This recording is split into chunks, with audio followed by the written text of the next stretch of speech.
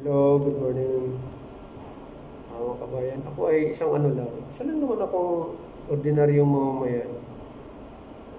Gusto ko lang iparating sa inyo yung ano. Gusto ko rin ilabas yung nararamdaman ko sa nangyayari ngayon ng gobyerno natin.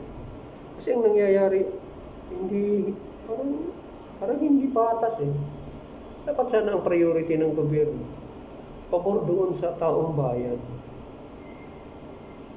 Kung anong mga kailangan at saka ikabubuti, yun ang dapat. Saka naman, kung may mag-criticize sa gobyerno, dapat sagutin naman ng gobyerno para yung mga tao magtiwala. Kasi nakikita ko ngayon sa ano natin, gobyerno.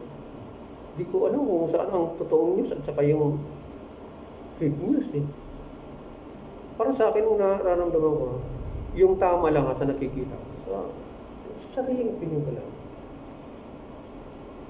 Si former President Tatay Digong nagsabi na buksan yung mga libro nyo. Tama yun.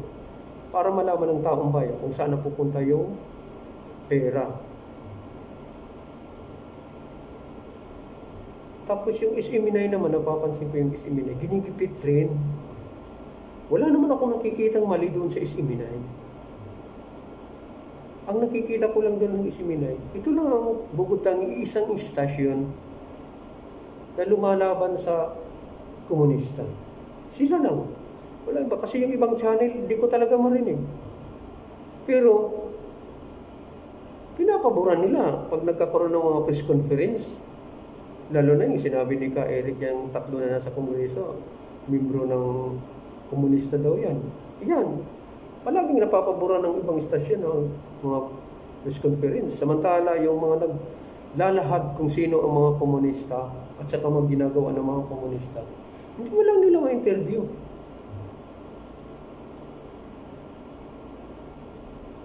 Yan din si Pastor Buloy.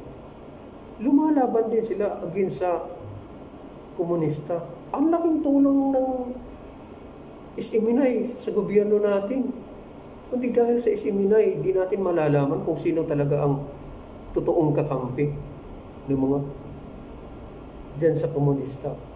Kasi yung mga komunista talaga, di ba, inano na yan sila na mga terorista yan sila.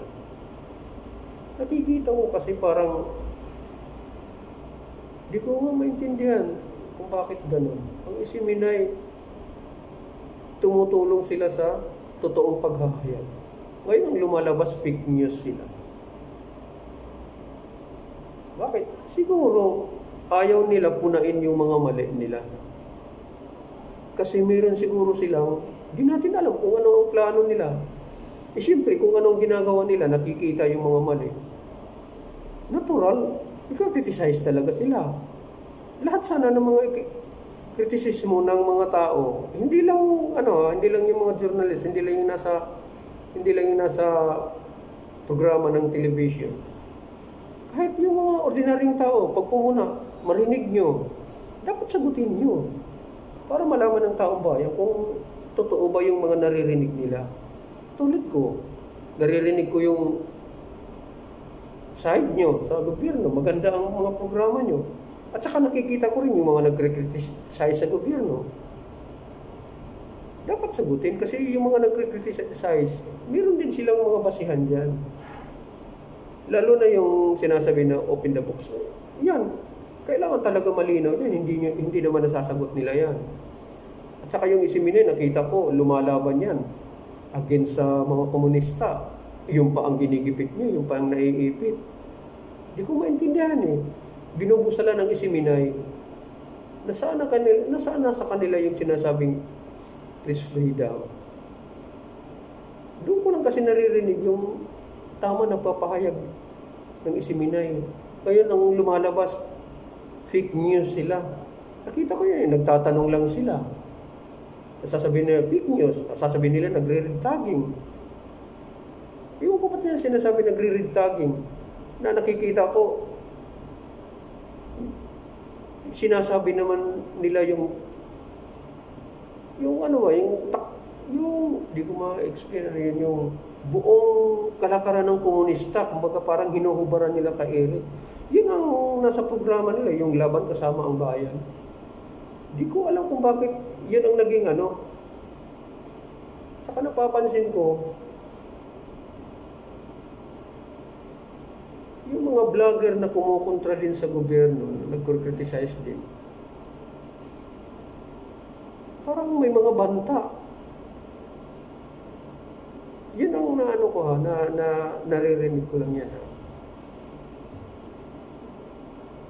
Dapat sana magkaisa na lang tayo. At saka ayusin natin yung pagpatakbo ng gobyerno. Kung ano ang mga mali na napupuna sa gobyerno, napupuna ng gobyerno, dapat tugunan nila. Sabihin nila, yung mga iniisip nyo mali, ganito, ganito, ganyan. O, ito ilalatag namin, ganito yung plano natin. Hindi yung, ang dami kayong problema ng bansa natin. Bakit hindi yun ang pagtuunan ng pansin? Hindi ko alam bakit ganun ang nangyayari sa bansa natin? Sana man lang, baguhin na nila yung ganyan na sistema. Yung nakikita ko ngayon yung gobyerno natin, parang ano sila, touch me not sila ngayon. Yan ang nakikita ko. Siguro mahaba pa naman ang panahon, may chance pa naman na ayusin yung bansa natin. Kasi ngayon nagkakagulo-gulo, lalo na yung Senado at saka Kongreso, hindi sila magkasundo. Lalo na yung sa People's Initiative. Nasubaybayan ko rin yun. Illegal yung kanilang ginagawa. Pero anong ginagawa nila? Pinagpapatuloy nila. Bakit kinakailangan nilang galawin yung Constitution? Huwag muna nilang galawin. Kasi hindi naman talaga Constitution ang problema Ang nakikita ko talaga, ang problema, yung mga opisyalis natin, yung pamamalakad, yun ang problema dyan. Hindi ko maintindihan. Kaya, ako ngayon, hindi ako kumbinsido sa takbo ng gobyerno ngayon. Sa party ko. Hindi maganda. Hindi nila pinapriority yung mga tao. Nakikita ko pinapriority nila yung sarili nila. Napapansin ko yung parang ano sila sa kapangyarihan, yung parang anong tawag diyan? Sakim. Kumbaga ganun, sakim sa kapangyarihan, parang gusto nilang manatili. Kasi kung ikaw talaga para sa tao, hindi ka mamumulitiko. Pag tumatakbo ka nga, di ba? Malapit ng eleksyon, magkakandidato ka, di ba? Ang inyong lingkod, di ba? Ang inyong utusan. Ngayon, pag nanalo kayo, di ba, nagiging honorable kayo. Dapat ibalik niyo naman yung kasi pinagkatiwalaan kayo ng mga taong bumuto sa inyo. Dapat servisyan niyo naman ng maganda. Kasi yun ang pinasok niyo Kasi nakikita ko pag pumapasok kayo sa politiko, hindi nyo iniisip yung para sa taong bayan. Parang iniisip nyo yung sarili nyo. Hindi dapat ganun.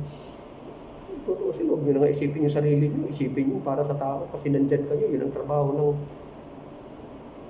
mga opisyalis natin. Kung paano pagandahin yung bansa natin. Hindi yung paano pagandahin yung sarili. Hindi ko, magulo ngayon, magulo.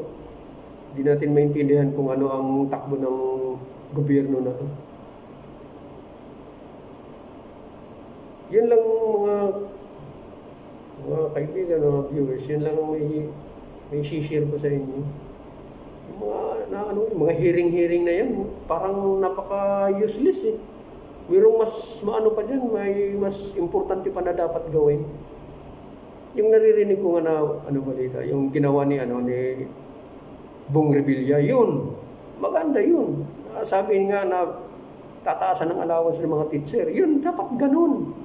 Ang ginagawa nyo, hindi yung kung sino nagiging kalaban nyo sa politiko, talagang sisiraan nyo ng tudo-tudo. Hindi ganun. Saka na yung politiko, pag malapit ng magtrabaho muna, yun ang dapat. Napapabayaan nyo yung para sa tao eh. Nakatuto kayo sa mga kalaban nyo sa politiko. Di bali na kung anuhin nyo yung mga kalaban yung politiko at saka maganda yung trabaho nyo. Tirahin nyo yung politiko nyo.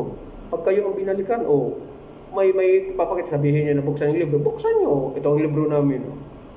Kung ang kalaban nyo sa politiko, sisiraan nyo. Nasa tao lang kung maniniwala o hindi.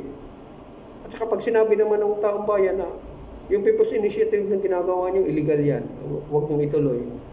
Dapat hindi nyo itutuloy kasi nabisto na kayo. Pero ano ginagawa nyo? Tinutuloy nyo pa rin. Sasabihin nyo na para sa ekonomiya ang inaano nyo. Huwag ko lang kung totoo ba yan. Sana totoo.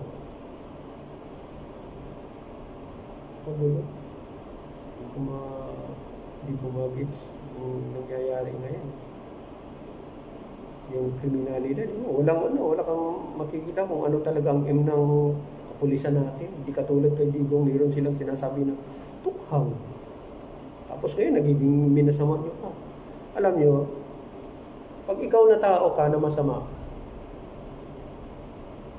talagang kukontra kayo sa taong susupil sa inyo.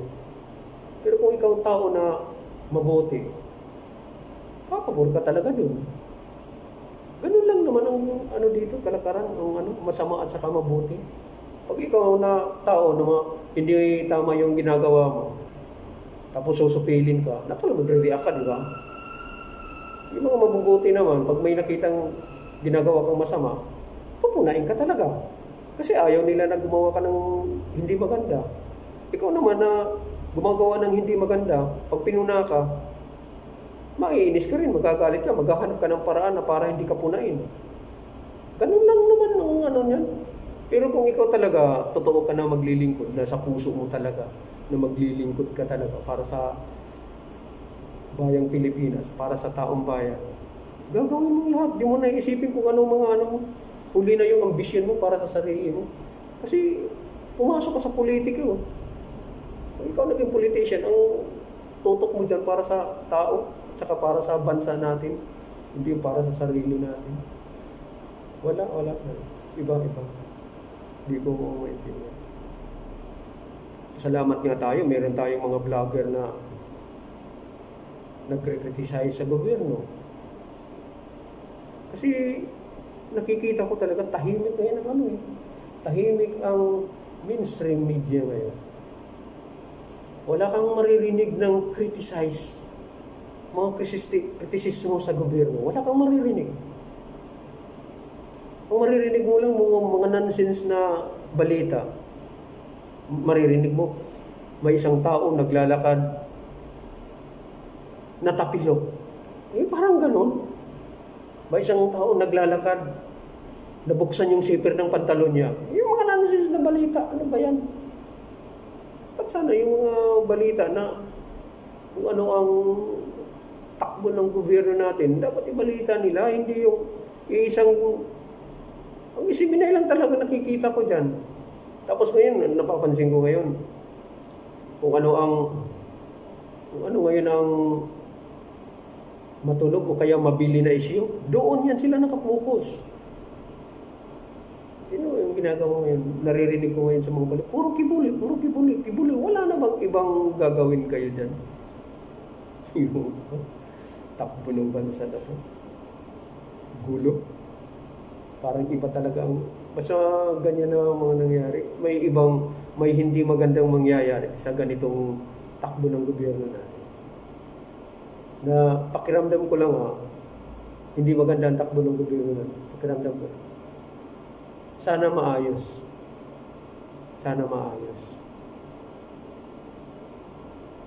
Mag-pray lang tayo. Hindi ito kaya sa ating sarili. Manalangin din tayo. Hingin natin sa Panginoon na sana maging maayos na yung bansa natin. Kawawa talaga ang mga taong bayan. Pag ganito ang takbo ng gobyerno, kawawa.